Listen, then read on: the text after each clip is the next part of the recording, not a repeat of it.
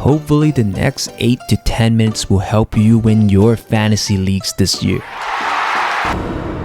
So today I'll break down my list of potential fantasy sleepers and breakout players into 3 different tiers, from the most obvious to the less obvious to the least. So if you want to get as much info as you can to help you win your leagues this year, make sure you watch the entire video. Now, to start things off, here's my list of some of the most obvious sleepers and breakout players to target in either fantasy drafts or to trade for during the season. In my opinion, most of these players are pretty safe picks to either have a huge breakout year or set new career highs in many major fantasy categories. To start things off, Tyrese Haliburton of the Indiana Pacers is probably one of the most popular breakout candidates in the NBA this year. And the last time I checked, he was actually ranked very high on Yahoo and ESPN preseason rankings. I think he was somewhere in the top 30 or better yet even top 20. So I'm not sure if you can get Haliburton for a bargain or call him a steal.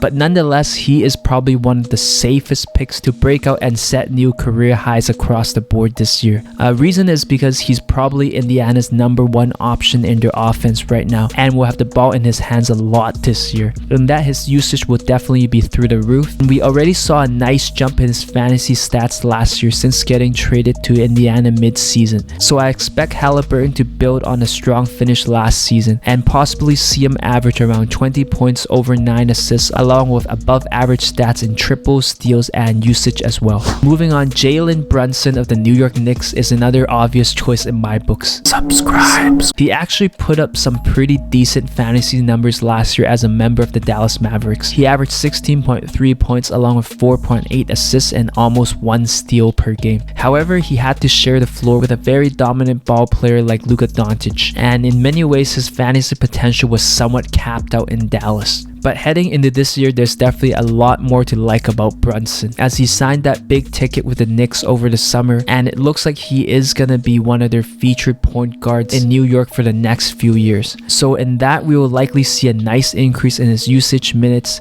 and other counting stats, especially assists, rebounds, and scoring. Because if you really think about it, with so much money committed to Brunson, I think the Knicks will probably try to give Brunson every opportunity to succeed in their rotation this year. And entering his 5th NBA season now, we actually seen some nice year-over-year improvement for Brunson's stats for 4 straight seasons. So based on that trajectory alone, I would be very surprised if Brunson does not continue to trend up, as I can see him potentially average around 18 to 19 points, over 5.5 assists, and 30 minutes of playing time a night this year. But one thing I want to point out is that we can't forget he is sharing the floor with other ball-dominant players like Julius Randle and RJ Barrett. So it remains to be seen, and depending on how Coach Tom Thibodeau decides to run things on offense, Brunson's potential may not be maxed out in his first year in New York. And with that in mind, I would be a little bit careful not to reach for him too early or overspend on him just to have him on your roster in auction fantasy basketball leagues. Anfernee Simons of the Portland Trailblazers might be another good young player to have on your watch list. He already had somewhat of a breakout year last year when CJ McCollum and Dame Lillard went down last year. Subscribe. We actually saw Simons' stats explode from around 7.8 points to 17.3, and he also averaged around 4 assists and over 3 triples per game. In his final 2 months of the season, when Portland really decided to shut things down and taking Dame out of the lineup, Simons was actually averaging closer to 25 points, 5 triples, and 5 assists per game. So definitely pretty godly numbers. And heading into this year, it looks like the Blazers are going to give Simons the minutes CJ McCollum left behind. So with guaranteed minutes as the team's starting shooting guard, I think it will be very, very hard for Simons to not at least give you around 17 points and 4 assists and 3 triples a night. If you were to ask me, that might be his worst case scenario. However, I think he has the upside to give you even more and come up big for you in the second half of your fantasy basketball season, especially if Portland decides to shut things down and maybe load manage Dame Lillard. If that happens, then by default Simons will probably be the Blazers' #1 option. Therefore, we will very likely see a massive bump in pretty much every major fantasy category. Now, Collin Sexton of the Utah Jazz is another fantasy sleeper slash breakout player I'm actually very high on. And if you have been watching my videos the last few years, then you'll know that for whatever reason, I like to pump this guy's tires every year. And to be quite frank, he hasn't really given me a reason to doubt him yet. And yes, he had a rough year last year. He only appeared in 11 games for the Cavs. But the blockbuster trade that sent Donovan Mitchell to the Cavs definitely helps rebound Sexton's fantasy value this year, in my opinion. He's now pretty much the Utah Jazz #1 guard and will likely have the keys to the team's offense. So pretty much he's gonna take over what Donovan Mitchell left behind, and maybe even more. Since in my opinion, Utah is not as deep as they were last year. So in a sense, they will probably need to rely on someone like Sexton more than they did on someone like Mitchell last year. Historically speaking, Sexton was already a legit fantasy player 2 seasons ago. He averaged 24 points, over 4 assists, and 1 steal per game. It also sounds like he's 100% healthy, so there's good reason to believe that he'll be able to put up very similar numbers to his averages 2 years ago. Better yet, he is now a little bit older, a little bit more experienced, and does not have to share the backcourt with another high usage guard like Darius Garland. So I think you could make a good argument that he might have a chance to even put up new career highs this year if he is able to utilize his playing time efficiently. Realistically, I don't see Sexton as a top 50 must roster fantasy player, but in short, I think he's still a very useful player to roster since he's a young proven scorer in a great fantasy situation who can probably give you above average numbers in at least 4 categories. And if you know a little bit about fantasy basketball, scoring is always one of the hardest categories to find. So overall, I think Sexton is likely a very safe mid to late round player to draft and could be a difference maker for teams looking for a high usage guard who can score, especially in more competitive fantasy basketball leagues. Moving on, let's look at my less obvious tier. Now, I'll go out to San Antonio and look at 2 other younger players you shouldn't sleep on. First things first, to keep things real, the Spurs are probably going to be garbage this year, and it doesn't look like they will win that many games. So it might be a perfect fantasy situation for a few players to break out and put out some crazy stats.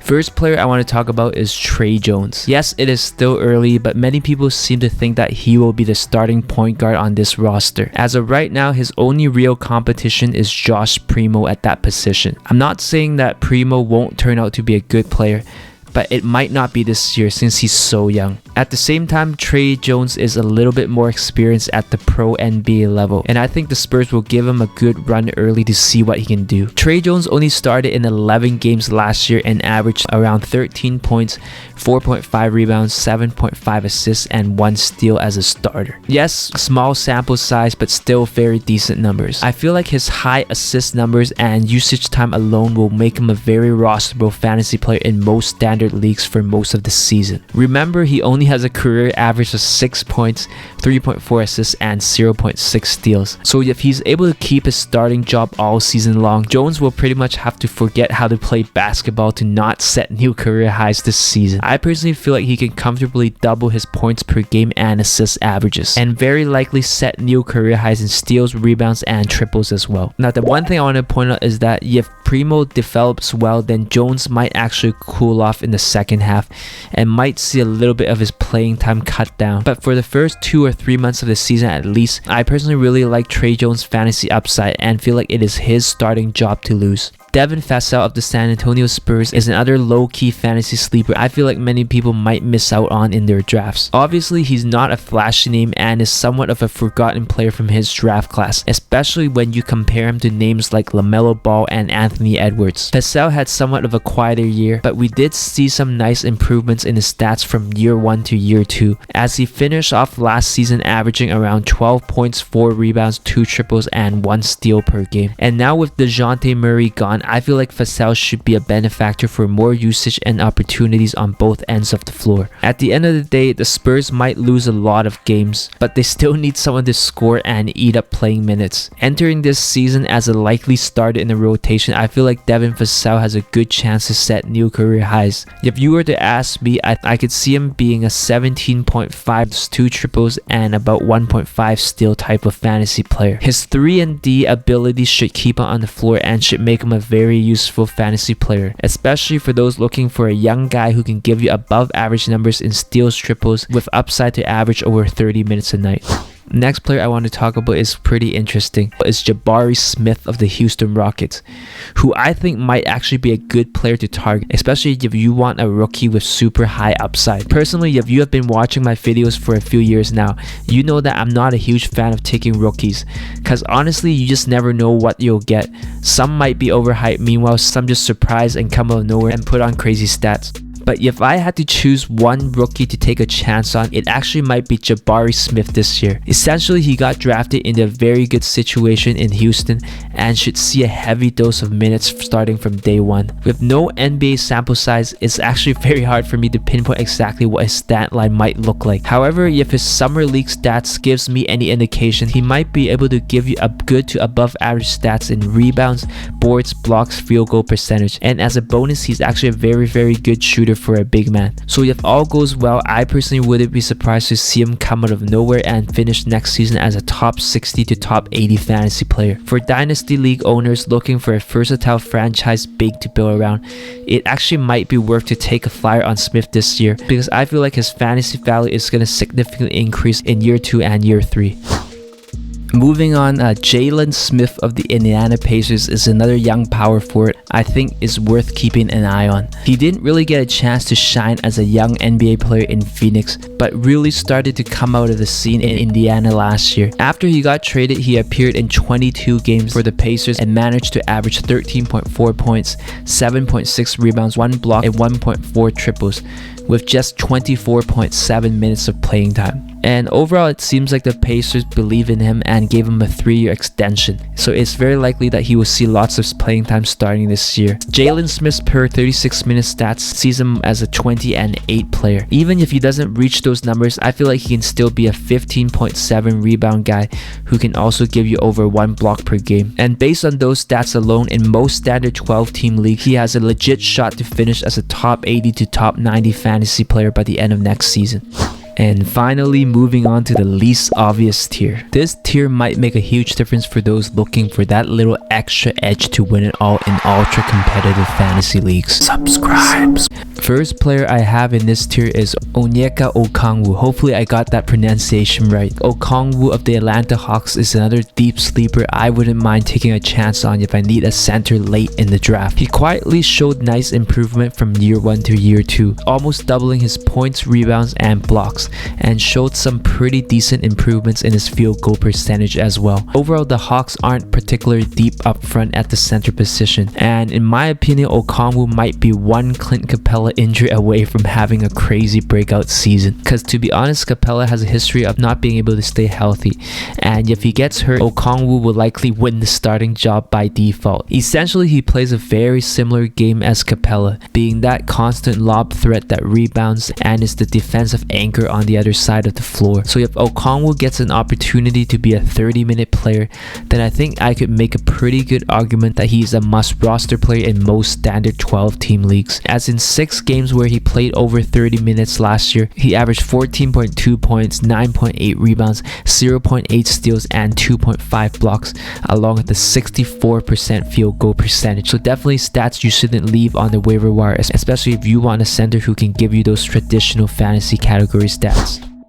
Next player I have in the least obvious tier is, and hopefully I don't butcher his name, but Udoka Azubuike of the Utah Jazz. He might be another deep league center sleeper to target this year later in your drafts, or a good early season pickup in your waiver wire. You probably know that the Utah Jazz traded away Rudy Gobert, and if you do the simple math, someone else needs to get in there and take his usage and minutes. As of right now, the Utah Jazz are not deep at center, so there are only really 2 players to choose from, and they probably aren't looking to add a star center anytime soon. So by default, I feel like Azubuike looks like a player who could step into that center position and play major minutes in the Jazz rotation. From afar, it looks like Utah might decide to initiate a rebuild this year, which is a great opportunity for younger players like him to get all the minutes they can handle. His averages from last season are not impressive at all because he simply just didn't really get enough playing time. However, out of all positions in fantasy basketball, I feel like center is one of the easiest positions to break out if the player gets enough minutes. So if Azubuike takes over most of Rudy Gobert's minutes this season and average close to 30 minutes a night, then based on opportunity alone, I think he could easily give you around 12 to 14 points,